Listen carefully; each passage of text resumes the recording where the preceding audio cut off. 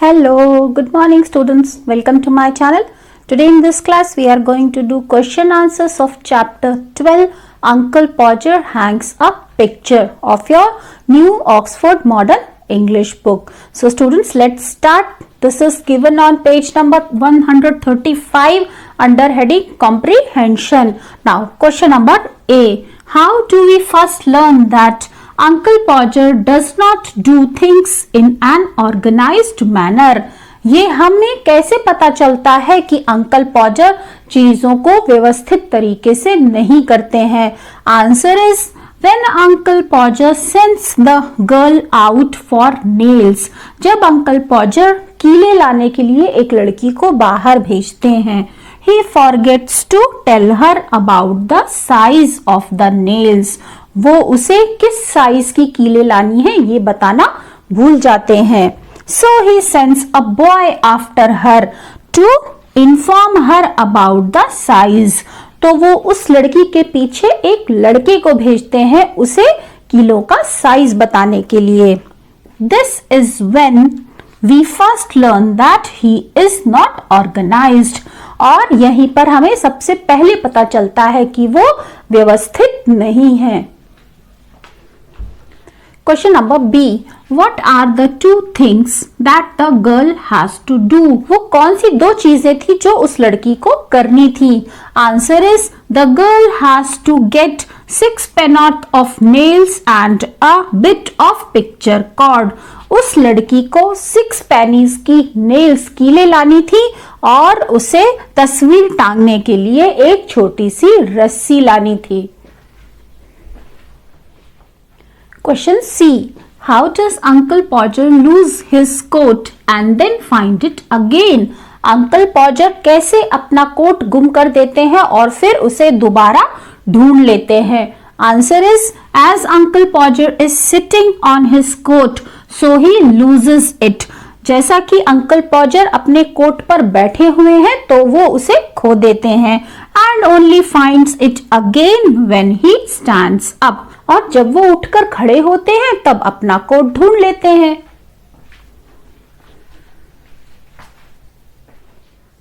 Question number D.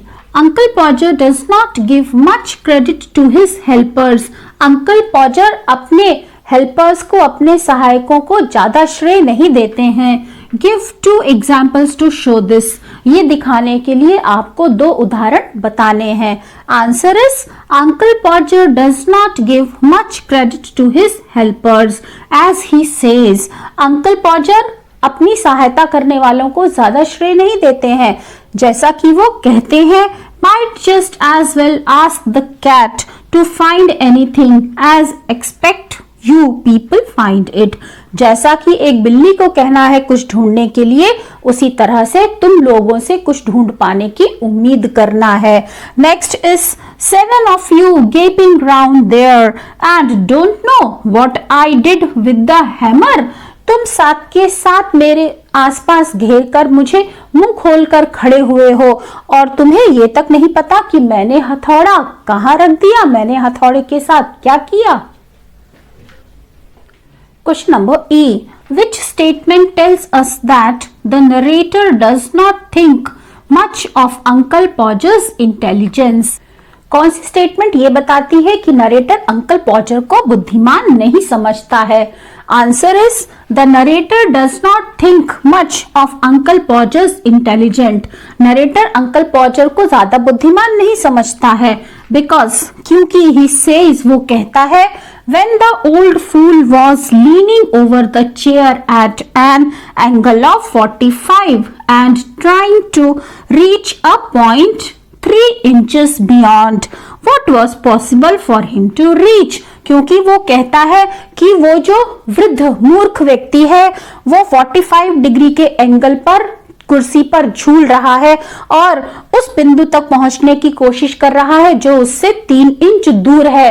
तो क्या वहां पहुंच पाना संभव था?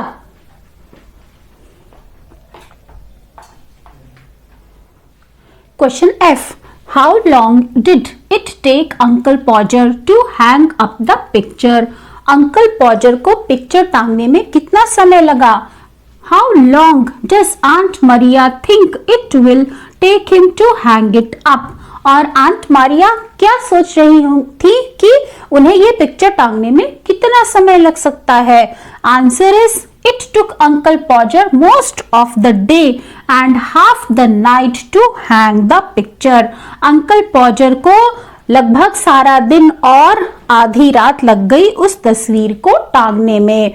Aunt Maria thinks it may take a week to hang it up. और आंट मारिया सोचती हैं कि इसे टांगने में लगभग एक हफ्ता लग सकता है। Question G, why do you think the author uses wood so many times in the passage? इस पैसेज में आपको क्यों लगता है कि ऑथर कई बार वुड का यूज करता है? Answer is the author uses wood because he is giving only one instance of Uncle Podger's methods of doing things. Author यहाँ पर वुड शब्द का प्रयोग करता है क्योंकि वो अंकल पॉजर के काम करने के तरीके का केवल यहाँ पर वो एक वाकया बता रहा है। He tells this story which took place in the past. वो ये कहानी बताता है जो पास्ट में बीते हुए समय में हो चुकी है। But by using wood, he implies that Podger usually did things like this. लेकिन वुड का यूज करके वो ये बताना चाहता है कि अंकल पॉजर अक्सर चीजों को ऐसे ही करते थे। Question H, in what ways is the passage amusing? किन तरीकों से ये पैसेज मनोरंजक है? Answer is the passage is amusing by dint of the incidents described in it. एक के बाद एक वाकयों के प्रहार के कारण ये पैसेज मनोरंजक है। The incidents are comical anecdotes about a disorganised man. जिन वाक्यों का उसमें वर्णन है वो एक अव्यवस्थित आदमी के बारे में हास्यास्पद चीजों को बताते हैं। But the narration is such that the incidents become amusing. लेकिन उन वाक्यों का एक के बाद एक जो इसमें घटते हैं उनका नरेशन इतनी अच्छी तरह से किया गया है कि वो इस पैसेज को मनोरंजक बना देता है। A person's weakness is exposed not for expressing ridicule but for generating laughter. एक व्यक्ति की कमजोरियों को यहाँ पर उजागर किया गया है, उसका मजाक उड़ाने के लिए नहीं बल्कि हास्य को क्रिएट करने के लिए, उसे हास्यास्पद बनाने के लिए। Question number I, by his actions and words Uncle Podger reveals much about himself.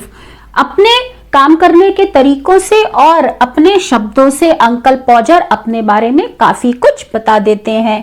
Can you make a short assessment of his character? क्या आप उनके चरित्र का छोटा सा मूल्यांकन कर सकते हैं? Answer is Uncle Podger is a funny character mentioned by Jerome K Jerome.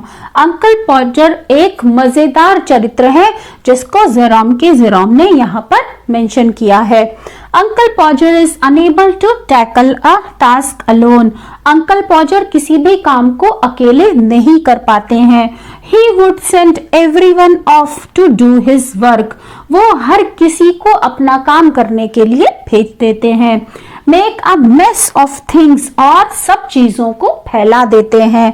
And blame it on everyone else और दूसरों पर उसका इल्जाम लगाते हैं। Uncle Podger is an important character in the story who is very much self-obsessed. Uncle पॉजर इस कहानी में बहुत ही महत्वपूर्ण चरित्र है जो स्वयं से ही बहुत ज्यादा प्रभावित है। And thinks that he is the only one in house who does a sort of work. और सोचते हैं कि घर में केवल वो ही हैं जो कोई काम करते हैं। When he is hanging the picture up the wall, जब वो तस्वीर को दीवार पर टांग रहे होते हैं, इट स्लिप्स, वो गिर जाती है, and the frame comes out, और उसका फ्रेम बाहर आ जाता है।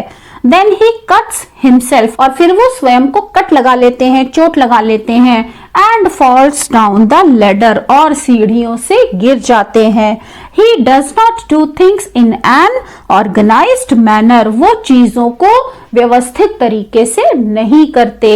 So students, that's all in this video. I hope you have understood all the question answers very well. See you soon in the next video. Till then, bye bye. Have a good day.